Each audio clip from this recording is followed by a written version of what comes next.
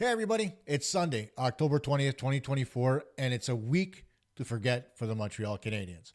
Losses to Pittsburgh, LA, and the New York Islanders leave everybody scratching their heads and wondering what went wrong. There's plenty to discuss, along with the fact that we're picking on players now that don't deserve the picking on, while others seem to be flourishing early on this season. It's time for Montreal Hockey Talk.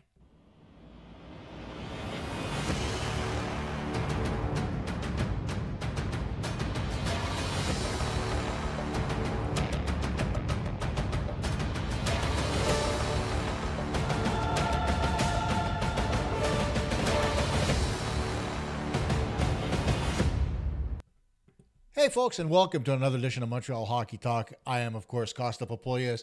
Don't forget to do your job, like, subscribe, and hit the notification bell for all the good stuff that comes from this channel on a weekly basis. I know we don't broadcast as often as everybody else. Unfortunately, I can only commit so much time to the channel, but I'm going to do my best to commit quality time so that you guys can think about everything that's discussed in and around the Montreal Canadiens. Now, we're going to talk about the week coming up. We're going to talk about a couple of players that have been discussed in the past couple of weeks, guys that are doing well, and the week that's coming up for the Canadiens. So let's just start off with what happened last week. And oh my God, I mean, if it was going to be any worse for the Canadiens, it all starts with Lars Eller. I don't know what it is with Eller, but no matter what team he's playing for, whether it was the Blues or the Capitals or now the Pittsburgh Penguins, he always seems to be a thorn in the side of the Montreal Canadiens. And listen, I love Lars Eller. I thought he got a raw deal here in Montreal. I thought he was a better player and deserved a better opportunity than he got. But, you know, the timing was just off for him. And it's nice to see that, one, he's got a Stanley Cup ring with the Washington Capitals, and two, his career is still ongoing because he's a nice guy, a good kid, and somebody that you want to cheer for. That being said, to come into Montreal, those same Penguins of Pittsburgh with the Sidney Crosbys and the Evgeny Malkins of the world, and come away with a 6-3 victory in a season that's starting to look like shit for them, it's extremely surprising. But the biggest surprise was, Sam Montembeault.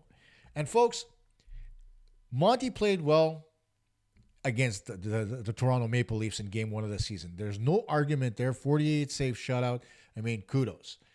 Then, on Saturday, in a game that he expected to win, he did against, the Ottawa Senators. But then come Monday, and a nationally televised game, the first ever on Prime, he shits the bed. He did not look good, guys. And I'm sorry, as much as anybody wants to say, part of it is the defensive responsibility of the team. Montembeault needed to make saves at certain points of this hockey game, especially when the Canadiens started to come back, and he didn't. And that kind of deflated the balloon for the Montreal Canadiens. And it's kind of the story of this team over the last few years.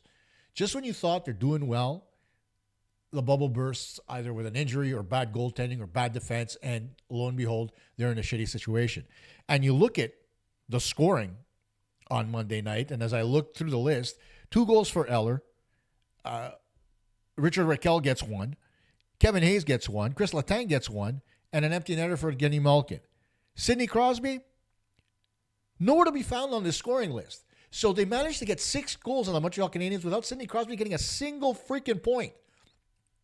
And I think overall, I don't have the stats in front of me, I think he had maybe 3 shots on goal the entire hockey game. So Crosby in and of himself was a non-factor. And he normally is a factor against the Canadiens because it's his favorite team. It was his favorite team growing up. But no, he wasn't. It was the support guys that did all the damage to the Canadiens. And it's an example of what I think is a continuous cycle with the Canadiens where they played down to their competition. And on the teams that I help out with right now, one being a prep school hockey team, the other one being a USPHL hockey team, there's one thing that I'm always consistent as far as the message is, and that's to dictate the play, not to play to the strengths or the weaknesses of your competition. So if you're playing the worst team in the league or the best team in the league, your game should remain consistent. That's not what's happening here for the Canadiens. Sure, you're going to say it's the 4th game of the season and it's not that big of a deal. Well, let me remind you that if you don't get points early on in the season and you hit November and you're sliding backwards, the rest of your season is not going to go very well. And right now, while the team is healthy, you want them to get as many points as possible. Nobody knows what's going to happen tomorrow. Nobody knows if somebody like a Cole Caulfield or a Nick Suzuki is going to end up injured. Or anybody else for that matter, like Mike Matheson, who looks like he is ailing right now, or Uri Slavkovsky, who did leave practice a little bit early with some shoulder discomfort. But these are the points you need to get. And Pittsburgh was a team ripe for the picking, and the Canadiens shit the bed. So is it just the coaching staff that's not prepared?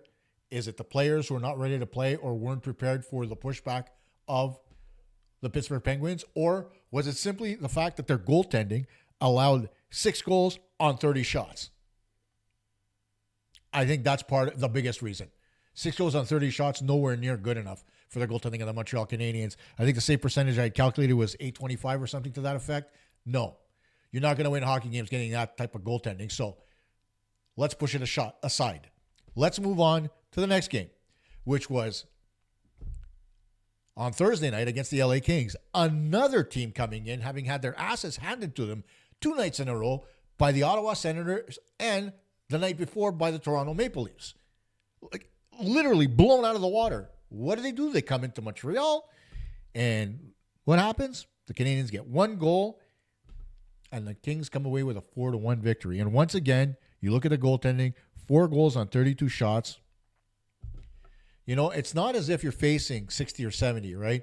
If you're going to allow 4 goals, you need to score at least 4 to win, right? That's the normal calculation. But the expectancy of every game in the National Hockey League and every team is 3 minimum, right? To be able to be competitive or to be in the mix to win a hockey game. The Canadiens have not done that. They got 3 against Pittsburgh. They got 1 against the LA Kings. Okay, in the games they won, yeah, they got 1 goal because that's all they needed against Toronto, and then they got 3 against Ottawa, or 4 against Ottawa, excuse me. What's going to happen here, guys? Are we going to continuously just stop at the 3-goal mark or 4? No, you need to get beyond that. You need to get better offensively. You need to get guys like Nick Suzuki off the schneid and stop getting assists and score some freaking goals.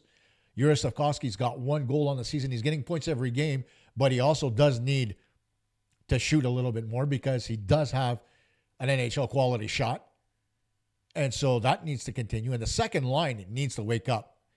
And there's stuff that I'm going to talk about that second line coming up that you may not agree with me, but hell, I think I've got a little bit of an idea as to what is ailing that line. And it's not who you think I'm going to say it is. Okay? And then we move on to Saturday's game where they play against the Islanders. And this was a quality hockey game. But again, the Canadiens are coming from behind. Sure, Primo got beat a couple of times early in the hockey game. The second goal really bugged the shit out of me because it was a puck that he should have stopped. Okay? It was Kyle Palmieri coming in on the off wing, on his right wing, taking a shot over the shoulder of Caden Primo. And if you watch that shootout, I'd say about 80% of the shots that the Islanders took were to the blocker's side. So they've done some homework as far as Caden Primo's blocker is concerned. And people are starting to shoot more high to the blocker's side because he dips his shoulder when they're coming in. And that's something, if I can spot that, then his goalie coach, Eric Raymond, should be able to spot that, and he should be able to correct it. It takes time, it takes practice, but it's correctable. But every time he's standing there and somebody shoots to the blocker's side, he punches his shoulder out. And you see how I'm doing that? You punch the blocker out, but you don't drop the shoulder. This is what he's doing. When you should be pushing the blocker out, your shoulder remains consistently in place.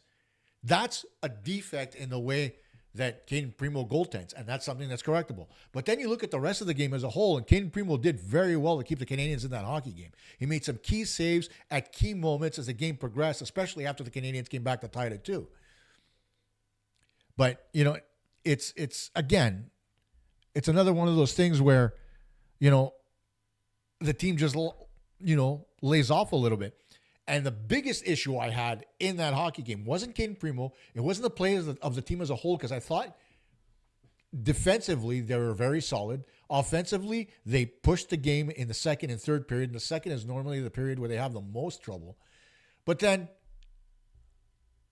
in the third period, Justin Barron, who I'm going to bring up just a little bit later in the show, decides to step up on Anders Lee at the defensive blue line, and Lee didn't even have the puck on his stick. It was Jean-Gabriel Pajot that was coming in on the left wing, on his off wing to get a shot on goal. And what happens? Barron steps up on Anders Lee. Pajot steps around him. Barron starts to chase Pajot, leaving Lee wide open up the slot for a shot on goal and an easy rebound onto Lee's stick, and he puts it right behind Primo. No fault of the goaltenders. Yeah, it was a nice hard shot by Pajot that created a rebound, and it was nice net drive by Anders Lee. So overall, the execution by the Islanders was second to none. But it was an absolute brain fart on the part of Justin Barron to step up at the defensive blue line when you've got two players coming into the zone on your side. When you're playing offense in the National Hockey League, you've got one thought in mind. I need to create odd-man situations on the ice. And whether you're on the power play or whether you're at 5-on-5, the idea is to put the puck in an area where you're going to be able to get two guys on one defender to be able to get an offensive opportunity. So if Barron would have backed off, the Islanders would have had that 2-on-1 opportunity, but the Canadiens would have had a chance to back check, right? And if Barron would have backed off and stayed with Pajot, the chances of somebody covering Anders Lee would have been a lot better. But instead, Barron stepped up, throwing his back checkers off because they started to go in Pajot's direction. But then the minute Barron went back to Pajot, they had to adjust for Anders Lee. I'm sorry, man, but when you make mistakes that big at the NHL level, somebody's got to call you out. And if it's not going to be me, it should be somebody else who watches this game on a daily basis. I mean, overall, Barron's been good offensively, and that's never been an issue with him, right? He scores goals. He scored the only goal against the LA Kings on a wraparound, which was a beautiful goal. Don't get me wrong. But defensively, he's a sieve. And how can you justify his play and his ability to play in the defensive zone, putting his own players in bad situations? He did it to David Savard at least 3 times in the Islander game, putting the puck on his stick when Savard had no time to move the puck behind the net, and he had 4 checkers right on him right away. It can't continue. And that comes on to my second point, where you're talking about Barron and Xhekaj over guys like Logan Mailloux.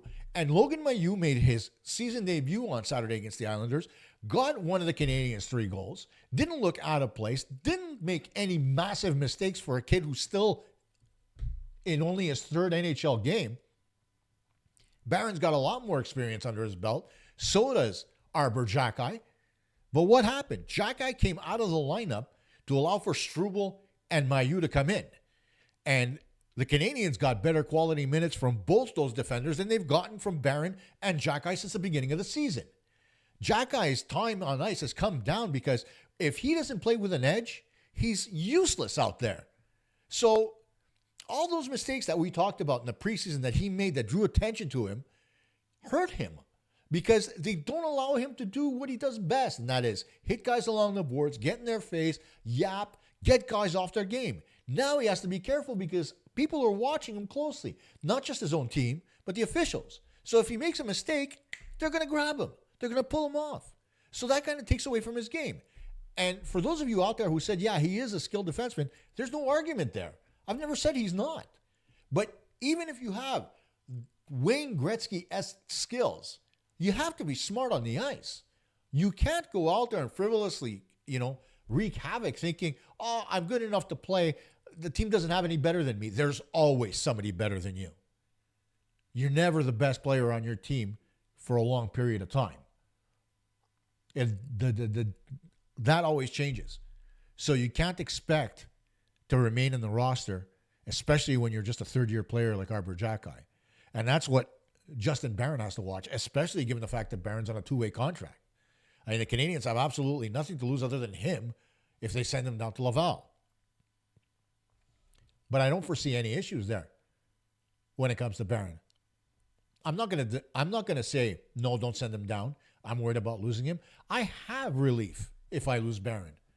We have Mailloux. We have Struble. We have Xhekaj. If Barron doesn't cut the mustard and can't play at this level defensively, he needs to learn how. And trust me, if other teams know that he's problematic defensively, if you send him down to the American Hockey League, they're not going to grab him. We've already seen movement down to the American Hockey League, and nobody's bitten. And I think Justin Barron, despite the fact that he does bring an offensive side to the puck, I don't think he's going to be picked up on waivers because he's a defensive liability. Let's call it what it is.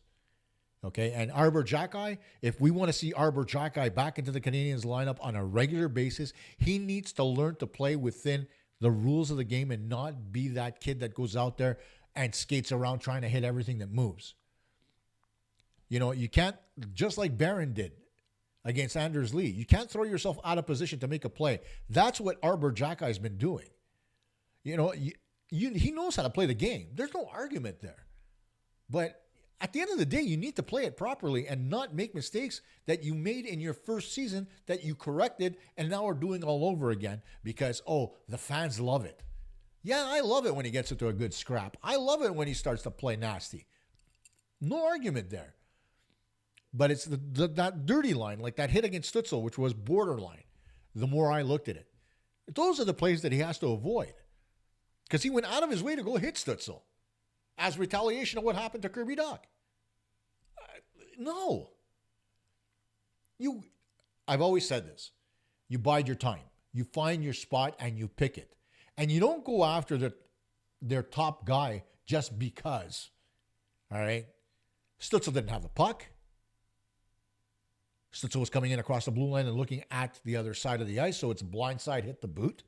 If he would have made contact to his head, you would have seen Xhekaj suspended at least 3 or 4 games for that contact because it would have been to the head and it would have been a blindside hit. 2 things that the league's trying to eliminate.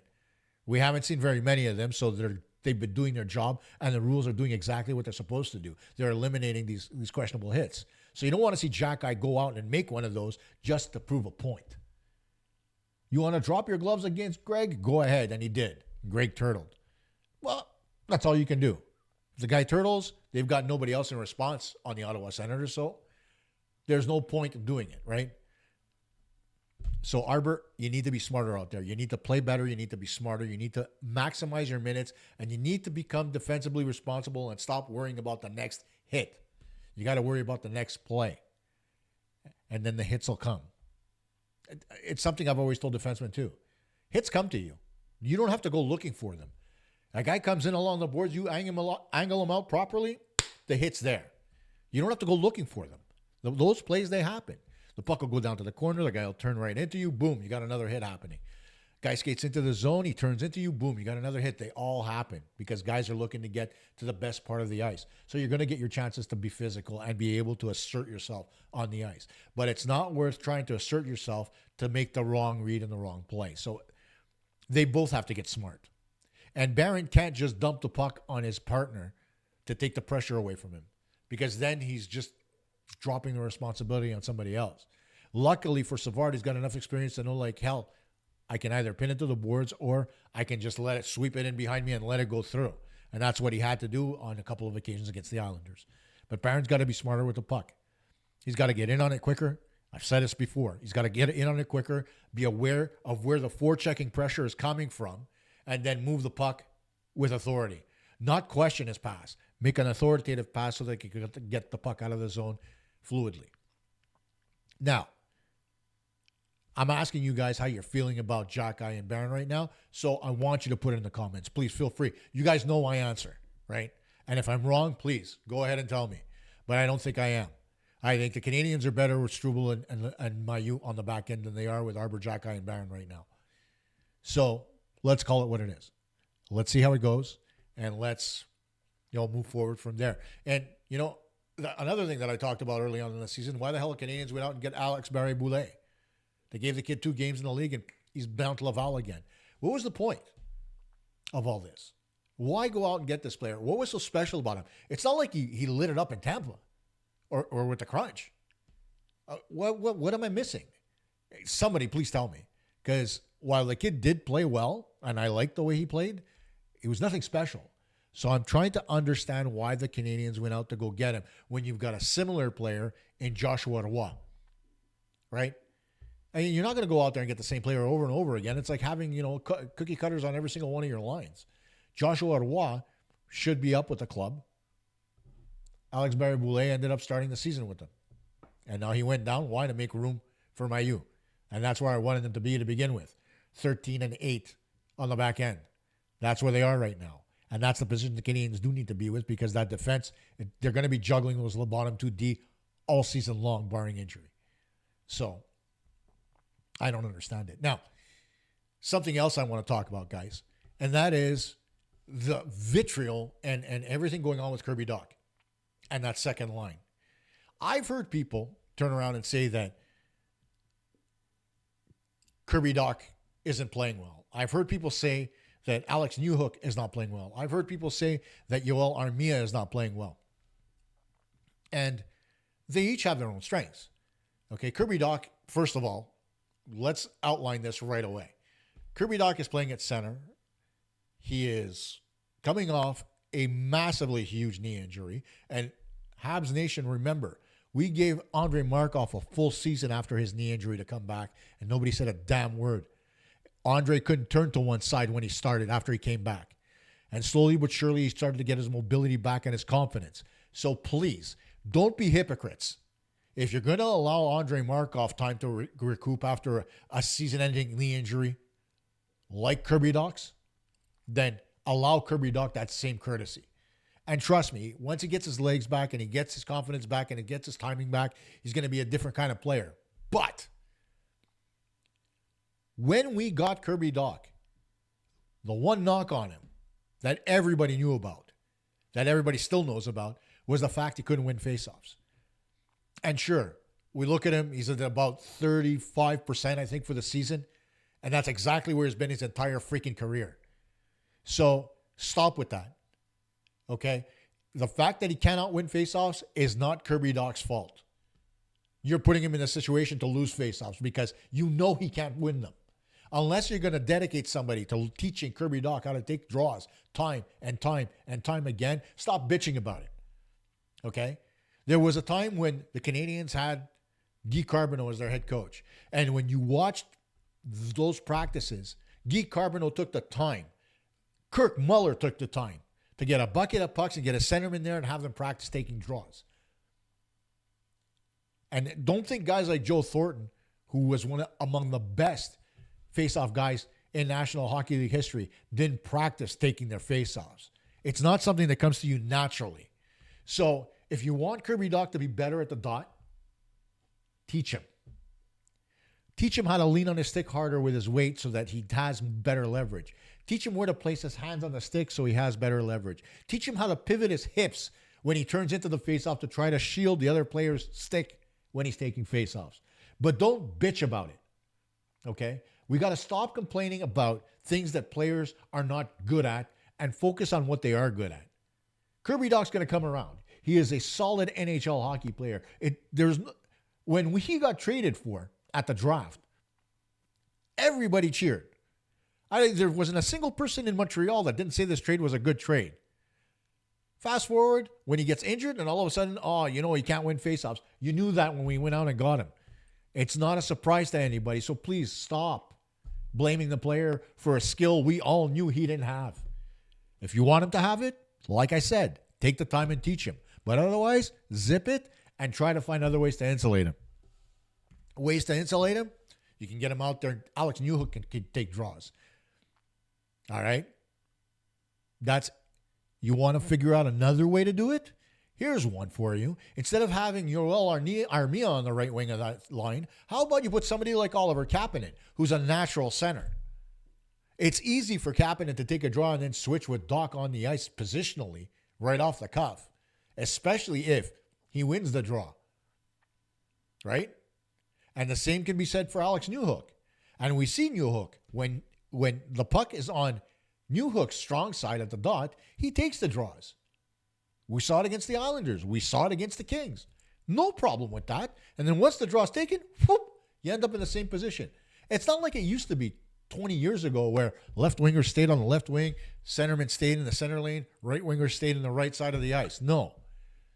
Now we reference them as F1, F2, and F3. So F1 is taking your face off. F2 is on the left side of the dot.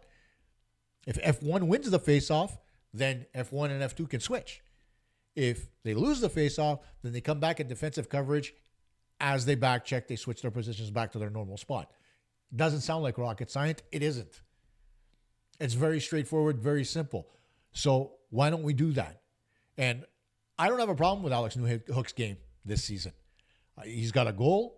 He's played very well. He's playing with speed. He's on the second wave of the power play. He's normally responsible for zone entries. And that second wave, along with Lane Hudson, has been creating offense on the power play. So stop with that. I don't want to hear somebody say that Alex Newhook is not playing well. He is, despite the fact that he hasn't been getting points. Why? Because one, Kirby Dach and his timing is nowhere near it needs to be. And number two, Yoel Armia, I'm sorry, man, for as much as I love this guy for being the type of player that he is, because he's good. He could stick handle in the phone booth. He could be physical along the boards and puck retrieval. He can't offensively do it anymore at this level. I mean, he's a third-line guy, bar none, pure and simple. And I'm not going to look for them to go and take somebody like Josh Anderson, who's doing extremely well, and move him up to the second line and put him back in the situation he was in last year. But a kid like Oliver Kapanen, or even Emil Heineman, who have looked very good, right? I'd put Heineman on the right side to see what happens. But given the fact that you want to help out Kirby Dach at the center position, then Oliver Kapanen on the right side just makes sense because he's a natural center and he's been playing the wing. So you know what? Why not? What do the Canadiens have to lose? You're not blowing up the line. You're just saying, okay, you know what, Oliver? Go up there and play along with Dach and Newhook and let's see what happens. Because my assessment of that line is very simple, okay? While Dach is still having trouble keeping up with the pace of that line because of the speed of Newhook on the left-hand side, Armia is nowhere near as quick to be able to stay with that line either. So they should be playing more at the speed Dach is at than at the speed Newhook is at. But if you want to increase the speed on that line and provide better options offensively as Newhook comes into the zone off the rush, then you need to have somebody with quicker feet. And that somebody with quicker feet is an Oliver Kapanen or an Emil Heineman. So if the Canadiens want to augment their offense, that's one way to do it. The other thing they could do to augment their offense is get some shots on goal, for crying out loud. You look at all these other teams, nobody's looking for the perfect shot. You're going to tell me that Pajot's goal, Anders Lee's goal on Saturday was the perfect shot? No. It was a shot that led to a rebound that they scored on. And that's something we don't see enough from the Canadiens. There's no net drive. Number one, we get shots on goal, there's nobody going to the net. Number two, all the shots are either high and wide or into the goalie's chest and never along the ice where the goalie is forced to make a pad save. So when you can't score, you have to try to generate offense in different ways. So try to think outside the box, guys, because Marty St. Louis, the one thing he said, right? Every season we hear the same thing. He doesn't believe in system. He believes in concepts. The concept of shooting off a pad to get a rebound is as old as time itself. So it's nothing new, right? Every generation of hockey player knows that if you want to get a rebound, you shoot the puck along the ice so the goalie's forced to make a save with his pads. Why can't the Canadiens do that? Count them, guys. Let's watch the next game, and we're going to talk about the week that's coming up in just a second. Think about the next game or the game after that. And take a look at how many scoring chances the Canadiens get off rebounds. Off rebounds. Not clear shots, not from the slot, but off rebounds. Because rebound opportunities are just as prevalent and important as shots from the high slot. But the Canadiens don't generate any rebounds. They just don't. So if they were to do that to augment their offense, they'd be in a much better place. Now, let's take a look at a tough week coming up for the Montreal Canadiens. And it starts on Tuesday night when they face off against my friend Paul Cuthbert's New York Rangers. And guys, if you want to see, like I put in the title here in the lower third, if you want to see some rattling going back and forth at Tuesday night's game, be sure to follow both myself, my personal account at Kosta Papoulias, and at Cuthbert Live on Twitter, because we're going to be going back and forth all night long. We always do when the Rags play the Canadiens, right? He always tweets out hashtag have no fear, and I always tweet him back and rib him every time the Rangers do something wrong. The problem, though, this time is that the Rangers are coming into Montreal with a 4-0-1 record. The Canadiens are nowhere near that. They're 2-3-1. What do I expect? Alexei Lafreniere is starting off the season like gangbusters.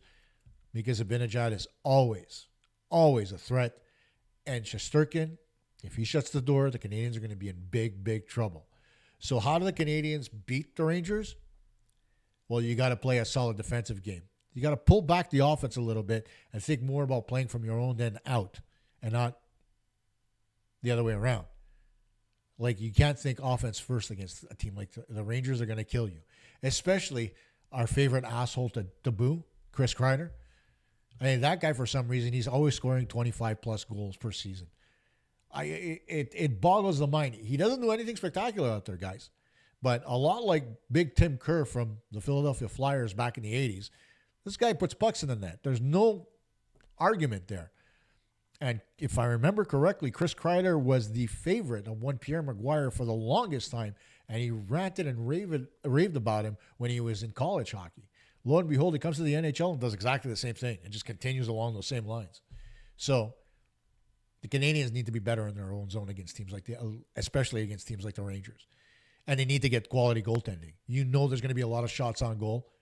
So Sam Montembeault, who we do expect to get the start on Tuesday, he's going to have to be lights out against those New York Rangers. Then you fast forward to Saturday, the Canadiens getting a long break in between games until they have to go back-to-back on the weekend. First, they play St. Louis at home on Saturday night. That's always a tough one because St. Louis plays a physical brand of hockey that the Canadiens normally have trouble with. And Saturday night, I don't think is going to be any exception. The Blues come into the game with a 4-2 record. They're playing very well to start the season, and it's going to be a tough out for the Montreal Canadiens. And then I think the game that I think everybody thinks they should win on Sunday, but might not, is against the Philadelphia Flyers in Philly. Playing at Wells Fargo is always a tough one. Playing in Philly is always a tough one because that crowd just gets on your nerves, right? Especially gritty.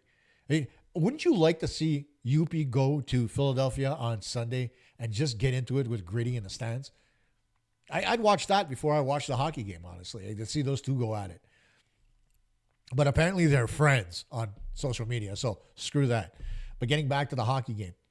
Phillies, they've got a single win on the season, but the Canadiens are right at that same level right now. And yeah, Philadelphia does have Michkov, right? And he does provide a little bit of offense for that team, but that team is still in rebuilding mode.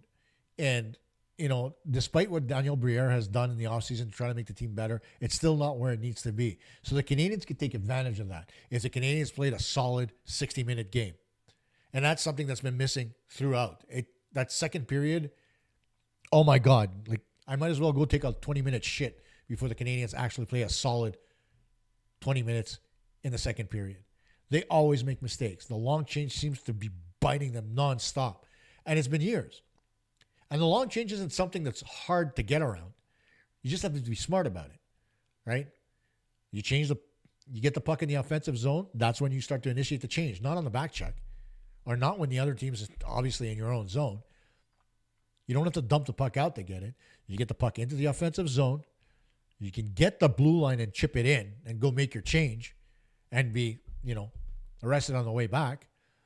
But the other thing that you can do is you can make sure that you mitigate the changes so that you do one defenseman at a time, switch sides on the D, and then the second defenseman can go make a change. You don't have to change everybody all in one shot, and that's where the Canadiens always get caught. The Canadiens are always trying to change both defensemen at the same time, and oh my God, how many times have we seen on-man rush and go back the other way because they're coming off the bench and they're chasing the play? The Canadiens have to get smart, and the Canadiens have to clean that up before they can worry about getting a win against the Philadelphia Flyers on Sunday. So it's going to be a tough week for all of us, right? I don't expect a win against the Rangers. The Rangers are just too good a hockey club. I don't expect a win against the St. Louis Blues because historically we've never played well against St. Louis. And then when I look at the Philadelphia game on Sunday, your guess is as good as mine. Will Philly beat them? I don't know. I honestly don't know. Now, programming note, because of the game on Sunday, I won't be broadcasting Sunday night for obvious reasons because I'll be watching the freaking game. But Montreal Hockey Talk will be broadcast on Monday instead, so I'll take the time to put it all together, recap the week that was, especially the weekend, and hopefully we're talking about more than 2 points next week. If the Canadiens do manage to get 3 or more, I think we could call it a win for them as far as the week's concerned. But if they come away with less than 2, man, oh man, this team's in trouble if they're looking to be in the mix for the playoff end towards the end of the season. Good night, everybody. See you all next week.